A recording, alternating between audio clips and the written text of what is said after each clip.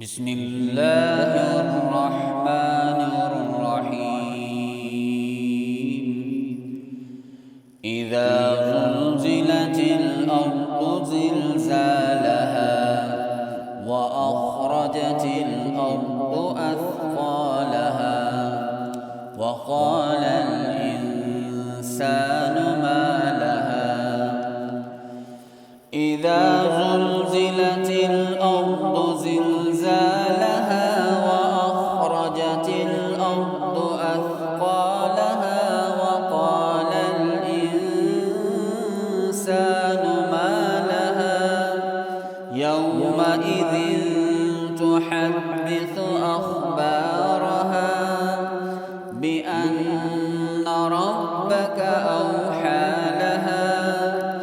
يومئذ يصدر الناس أشتاتا ليروا أعمالهم